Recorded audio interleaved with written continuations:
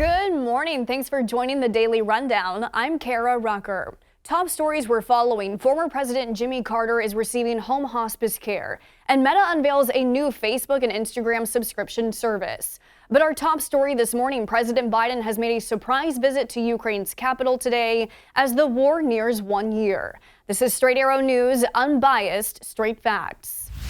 In a display of American support for Ukraine, the president has made a dramatic high-risk visit to the area ravaged by Russia's missile attacks. The timing of the visit comes just 4 days before the anniversary of the war. Hundreds of thousands of lives have been lost in the war. The U.S. has pledged nearly $100 billion in direct aid and equipment to Ukraine. President Biden is set to also visit Poland, a neighboring country and fellow NATO ally, during his trip overseas. Meanwhile, over the weekend at the Munich Security Conference in Germany, Vice President Kamala Harris denounced Russia's actions in the war as criminal. To all those who have perpetrated these crimes and to their superiors who are complicit in these crimes, you will be held to account. Former President Jimmy Carter is receiving home hospice care after several hospital stays. The 98-year-old is the longest-lived U.S. president, the 39th president of the United States, serving one term in the White House from 1977 to 1981. After several hospital stays, Carter decided to spend his remaining time at home with his family and receive hospice care instead of additional medical intervention, according to a statement from the Carter Center. The statement also said Carter has the support of his medical team and family for the decision to go home. The world has offered a show of support for the former president.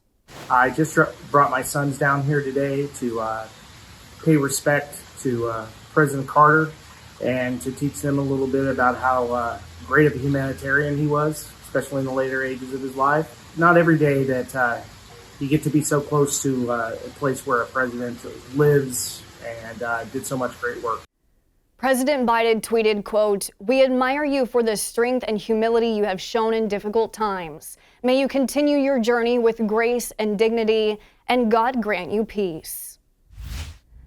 The parent company of Facebook and Instagram has announced a new paid subscription service that, among other features, would allow users to pay for a verified account. The announcement might sound familiar, as Twitter implemented a fee for verified accounts on its platform last year. The service, dubbed Meta Verified, was announced over the weekend, and while the company will make between $11 to $15 per subscription, CEO Mark Zuckerberg says the move is more so about increasing authenticity and security across its platforms.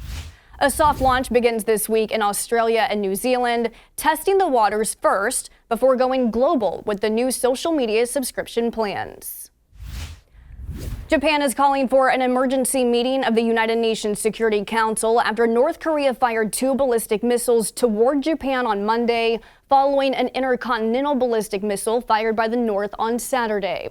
The second weapons test in 3 days is prompting Japan, South Korea, and the U.S. to conduct its own military drills in response. The recent missiles are seen as a major escalation and violations of UN Security Council resolutions.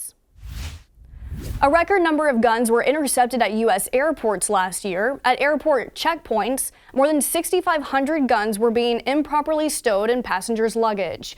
And with the exception of pandemic-disrupted 2020, the number of weapons intercepted has climbed every year since 2010. Experts don't think this is an epidemic of would-be plane hijackers, but an increase in the number of Americans carrying firearms.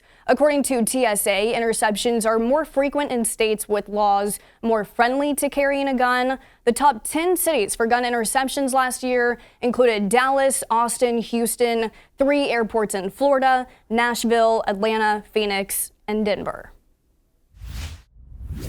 Hundreds of changes to Roald Dahl books are being criticized as censorship. The Daily Telegraph first reported the revisions approved by the book's British publisher, Puffin Books and Doll's Estate.